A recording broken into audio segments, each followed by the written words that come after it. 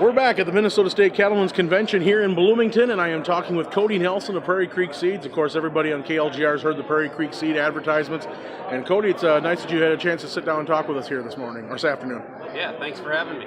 So, we know that you're in the business of doing the cover crops and getting that established. And, up until a couple years ago, we heard about cover crops, but they weren't as prevalent.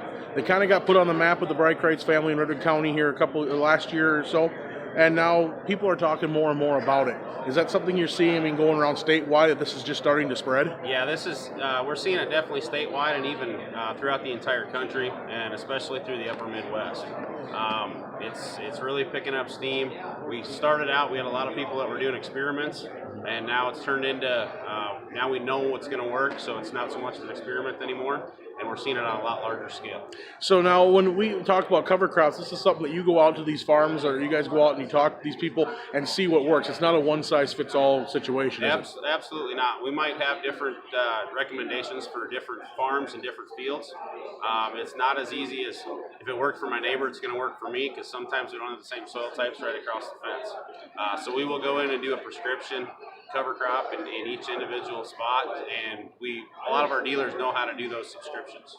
Now, are we talking, when we're putting in some of these cover crops, are we talking some of even the native grasses and things like that are involved? No, that's a little bit different. A lot of these cover crops are annual crops, so this is a crop that we're going to grow in between a cash crop. Those natives are typically perennials, so they're going to be ones that we're going to go into CRPs and different things like that, or maybe into some pastures, but definitely not on the cover crop side. And now, one thing, the benefit we're getting with the cover crops is the fact that it's lowering the amount of erosion, for one thing, on the soil, and that's something with the way crop prices are and stuff like that. You don't want to lose any edge you have, including the soil. No, that's right. So the layest data I've seen, the state of Minnesota is averaging a soil loss of 5.2 tons per acre per year. And, if you figured that out, it would be about a $200 an acre loss each year on soil loss. So anything we can do to prevent that. Now, with that being said, we won't ever get it to zero, but we also could be to the point where we might be able to build it with the right cover crop blend, and then by adding livestock to the mix.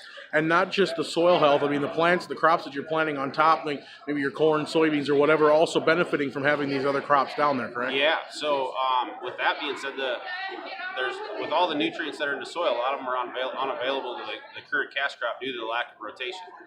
But by adding these different species that have not been exposed to our soil for a long time, we can recycle these nutrients and make them available to the next cash crop. And so when we're also talking about, when you have these cattlemen, looking at grazing some of these crops after they've gone through and maybe harvested, some of their crops off, now they can go through and graze it and get extra feedstock out of it as well. Absolutely. So there's not a better way to increase profitability than to have that cover crop, run it through the cows, graze it, and turn it into more nutrients for the next crop. So now when you're having these people come, and you're getting people from all over the state that are coming here to talk to you, and what kind of message are you giving? Some of them sure haven't even thought about cover crops, and some are already getting, quite comfortable with using them. Yep. So the biggest thing is profitability. In the current state that we're in, we need to be watching our profitability as close as anything.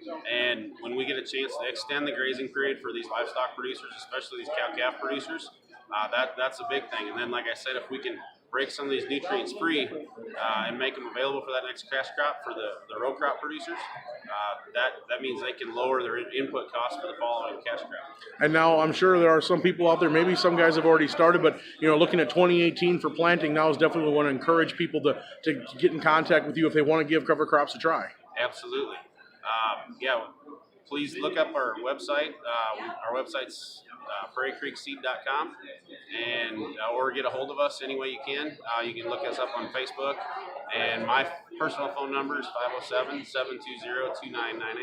All right, well, Cody, I thank you very much for taking the time to visit with us. Thank you. All right, that's Cody Nelson here at the State Cattlemen's Convention in Bloomington.